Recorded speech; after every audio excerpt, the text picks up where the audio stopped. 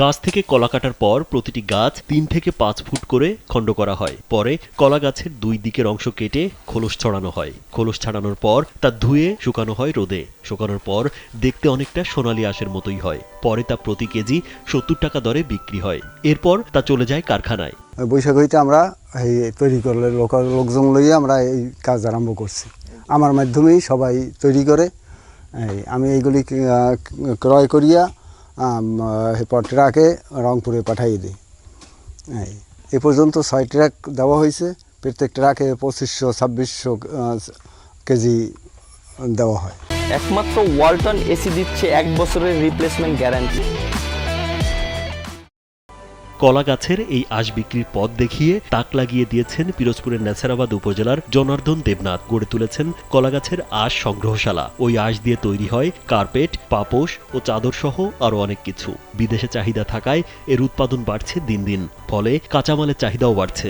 বাগান থেকে গাছ আনিয়ে দিলে পর আমরা ৩ ফুট হইতে ৫ ফুট বা ৬ ফুট পর্যন্ত খণ্ড করিয়া তারপর চিরিয়া চিলে করিয়া রোদ্রে বা টিনে মাটিতে বা ঘুরিয়া লাচছে শুকাইয়া তারপর আটি করিয়া বানতে পর মন হিসাবে বিক্রি করে। এইটা আপনার কলার খোল দিয়া শুকাইয়া তৈরি করা হয় এবং এটা বাহিরে ৭০ টাকা বিক্রিতে এখান থেকে কিনিয়া এক পাইকারে রংপুরে চালান দেয়। এটাতে সুতো তৈরি হয়। এইটা যখন আসছে তো আসার পরে তো মানুষ প্রথম দিকে তো অত বোঝে নাই।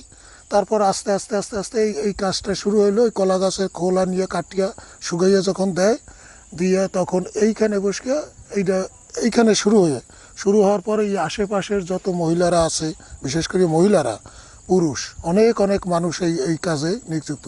আকারভেদে একটি কলা গাছ থেকে ২ থেকে ৩ কেজি সুতা তৈরির কাঁচামাল বের করা যায়। আর এ কাজের মাধ্যমে নেছারাবাদ ও সদর উপজেলার কলাখালীতে কর্মসংস্থান তৈরি হয়েছে ২ শতাধিক পরিবারের।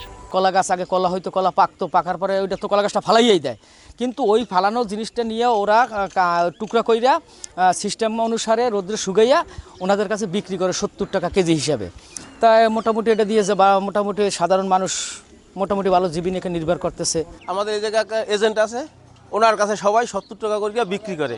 এতে আমাদের অত্র এরিয়ার লোকজন ভালো লাভবান এবং উপকৃত হইতেছে, নাইলে ওই খোলগুলা সম্পূর্ণ খালে থাকতো।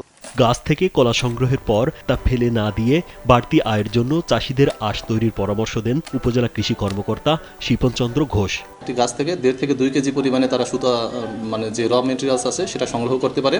তো এটা দেখা যাচ্ছে যে কলা চাষের কলা থেকে যে তাদের লাভ হয়, এর পাশাপাশি এই কলা গাছ থেকে সুতো উৎপাদনের জন্য তারা একটি বাড়তি আয়ের সুযোগ পাচ্ছে।